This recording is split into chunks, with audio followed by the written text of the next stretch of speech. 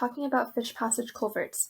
Then we will delve into local enhancement and removal projects of culverts that improve fish passage locally. A culvert is a structure that channels water past an obstacle and is usually embedded to be surrounded by soil. Typically, culverts prove to be a large obstacle for fisheries due to issues such as jump height and flow velocity. However, culverts can be used for fish passage when built correctly. Considerations when building culverts for fish passage are that the fish at any life stage should be able to cross.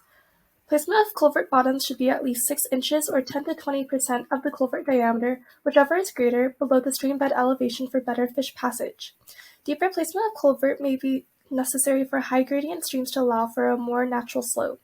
Furthermore, installing corrugated metal culverts and having more exposed natural stream bedding could help decrease velocity and turbulence, allowing fish to swim through. A clear example of culvert removal impact on fish passage is presented by the City of San Luis Obispo Natural Resources Program. In October 2006, the Coon Creek Culvert Removal and Steelhead Passage Enhancement Project conducted a study that focused on restoring access for migrating fish to encourage potential spawning and rehabilitation. The culvert was recorded as impossible for steelhead trout specifically because sedimentation buildup was a prime issue. The next few images show a 2-year difference from 2004 to 2006, highlighting the creek's conditions shortly after the removal and its restoration impacts after 2 years. The creek appears healthier after incorporating 24 rock weirs installed for grade control and a smoother fish passage. Overall, the creek experienced a huge change in area from 117.7 meters squared in 2004 to 405.2 meters squared in 2006.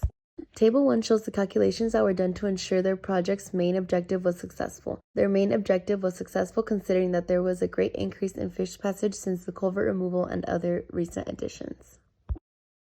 Now, we've talked about fish passage culverts as well as their removal, but it's time to see how these principles can be applied in San Luis Obispo. We are going to talk about the downtown San Luis Obispo culvert and evaluate its effectiveness. In 2015, a feasibility study was conducted in San Luis Obispo Creek on a culvert, specifically downtown.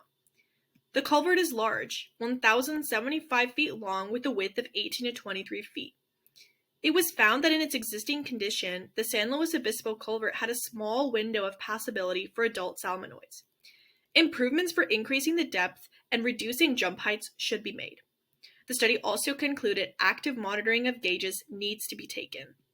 The flow criteria are pictured here as the guidance the study utilized.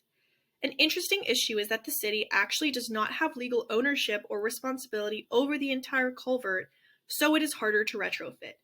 This shows that there are external dynamics involved with hydrological issues that must be considered. Alternative structure for fish passage is a fish ladder such as the one constructed on the Cal Poly campus.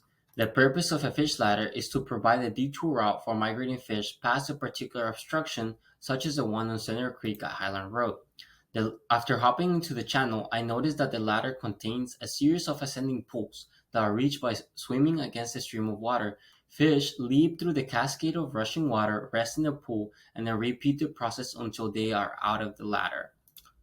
Although culverts with the natural stream bed can be a good option for restoration of a stream, designs such as a fish ladder could be more effective to restore fish passage problems.